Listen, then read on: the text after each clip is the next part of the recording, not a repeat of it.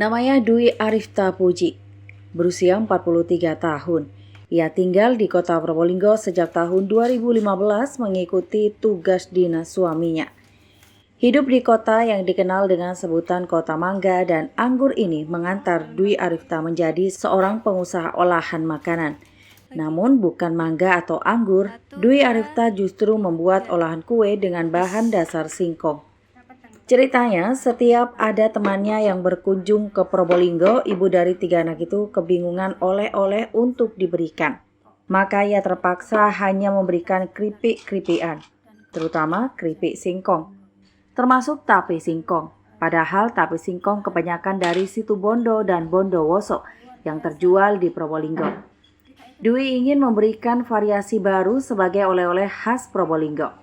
Ditemui di outlet Bolu Bowling di Jalan Citarum, Kelurahan Curah Grinting, Kecamatan Kanigaran, Kota Probolinggo, Sabtu siang 2 September 2023, Dwi Arifta menceritakan awal mulanya menggeluti usaha kuliner, terutama setelah temannya sering mencibir bahwa Probolinggo tidak punya makanan khas. Bermula dari rasa penasaran saya, ketambahan lagi setiap kali saya ada kunjungan teman-teman ke sini ataupun saya bawa oleh-oleh ke sana, kok oleh-olehnya itu hanya berkutat sekitar keripik dan kerupuk saja di Probolinggo ini. Sedangkan banyak bahan baku di Probolinggo ini yang luar biasa ya, yang kita itu dapat secara bebas dan dengan harga yang memang benar-benar di luar dari harga pasar ya, terutama kalau kita dapat singkong itu langsung dari tangan pertama itu. Suatu waktu di tahun 2017, Dwi mengetahui bahwa petani singkong di Probolinggo masih menjamur. Penghasilan dari bertani singkong tidak seperti bertani jagung maupun padi. Padahal menurut Dwi, singkong berpotensi diolah kembali. Dwi pun mulai bereksperimen membuat olahan dengan singkong. Ia mengawalinya dengan bolu, kemudian ia menyajikannya untuk keluarganya yang ternyata mendapat respon bagus. Baru di tahun 2018, Dwi mendatangi Dinas Koperasi Usaha Mikro Perdagangan dan Perindustrian atau DKUP Kabupaten Probolinggo. Dwi berencana membuatkan izin PIRT untuk makanan skala rumahan. Saat berencana mendaftar, Dwi mengaku dimudahkan. Tetapi kemudahan itu seolah berbanding terbalik dengan diri Dwi. Dwi mengaku dulunya tidak suka berkutat di dapur. Ia lebih banyak menghabiskan waktu dengan bekerja di kantor sebelum berpindah ke kota Probolinggo. Namun setelah menjadi pengusaha, bagi Dwi tiada hari tanpa di dapur. Di tahun 2018 itu Dwi masih berjualan online. Melalui media sosial dan relasi, Dwi memasarkan produknya. Dwi kemudian berhasil menciptakan bolu singkong khas Probolinggo yang halal dan memiliki sertifikat izin. 1,5 tahun merintis, Dwi membuat berbagai olahan makanan lain seperti bolen, cookies, brownies, dan lain-lain. Produk-produknya itu mulai dikenal di media sosial. Tak jarang para pelanggannya yang bertanya di mana lokasi outlet bowling. Dari awal memutuskan sebagai pengusaha, Dwi menjadikan rumahnya yang di Keraksaan sebagai tempat produksi. Ia belum memiliki outlet untuk memajang hasil olahannya itu. Dari pertanyaan-pertanyaan pelanggannya, Dwi mulai berpikir dan berencana memiliki outlet.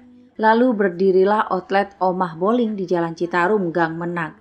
Outlet itu adalah rumah milik Dwi yang tidak dihuni. Dalam 1 bulan, Dwi membutuhkan bak besar berisi 80 kg singkong atau 2 karung untuk semua produk. Jika ada pesanan khusus, ia bisa membutuhkan singkong lebih. Tak kaget, 1 bulan ia bisa berpenghasilan 35 juta hingga 45 juta rupiah. Perjalanan usahanya ia gambarkan seperti roller coaster. Bertubi-tubi masalah menghampirinya. Namun Dwi tak goyah, niat bulat untuk mengenalkan jajanan khas Probolinggo menjadi prinsipnya. Sebelum 2017 itu sudah mulai saya bereksperimen, coba sih bikin gini, kok bisa, coba sih. Akhirnya 2018 baru saya berani ngurus izin bikin kue ini. Saya daftarkan PIRT, saya ikut pelatihan penyuluhan untuk orang yang biar tahu kalau ini bahan ini nggak diperbolehkan ke makanan seperti itu. Akhirnya kok kayak dikasih gampang aja. Sehari setelah saya mendaftarkan, hari itu juga saya dikasih sama dinas itu dikasih info, Ibu besok sekalian ikut penyuluhan ini, soalnya ini adanya cuma setahun sekali, 6 bulan sekali itu ada. Kok langsung hari itu juga sudah ini, saya aduh rasanya kayak semuanya itu sudah dikasih gampang, udah ditoto gitu loh. Padahal saya background saya dulu nggak begitu seneng di dapur, tapi begitu sudah saya mulai menemukan sesuatu yang enak juga gini, coba anu gini ya, karena rasa-rasa pingin mencoba ini mencoba itu oh ternyata nggak tahu semuanya dikasih gampang. Tepat 2018 saya sudah punya sudah mulai lah gitu saya jual pertama secara online. Nah itu dapat 1,5 tahun itu sudah luar biasa ya. Kalau umpama diibaratkan grafik itu sudah mulai naik ya. Udah dapat sambutan, marketingnya juga kita sudah dapat mangsa pasar. Oh bisa gini bisa begitu. Kemudian corona datang. Nah disitulah ternyata duel baru diangkat, grafiknya kita harus turun lagi. Tapi sekarang karena corona sudah pergi jauh kita mulai lagi, alhamdulillah sekarang sudah mulai banyak support. Kini Dwi bisa mengenalkan produknya hingga luar negeri seperti Singapura, Malaysia, dan lainnya. Ia juga mengenalkannya pada Gubernur Jawa Timur Khofifah Indar Parawansa dan Wakil Gubernur Jawa Timur Emil Dardak. Olahan bowling kini juga tersedia di beberapa pusat oleh-oleh Probolinggo.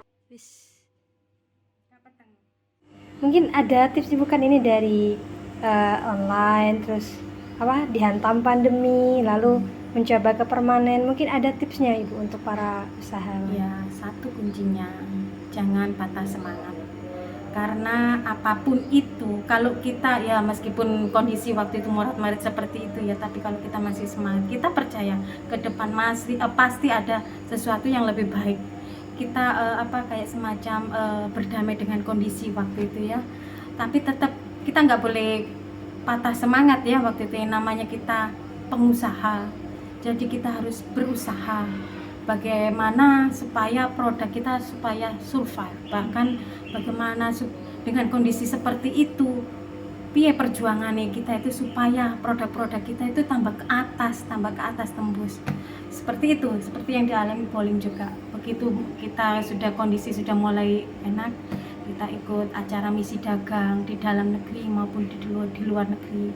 Rasanya itu supportnya kayak tambah dapat suntikan support, jadi sampai kita tuh mikirnya tuh kemarin yang kita seperti itu langsung diputer jadi kondisinya seperti kita kayak ya semangat aja, jangan putus asa, pokoknya terus aja dicoba, karena belum tentu hari ini ya umpama kini kita dikasih sepi toko ya, belum tentu besok itu kita sepi seperti itu, masih ada Allah tidak akan tidur seperti itu, apalagi orang-orang yang semangat berjuang. Ada ada rewardnya nanti untuk kita, seperti itu, tetap semangat pokoknya, seperti itu. Laporan Alfi Wardah, Tada Today TV, Probolinggo.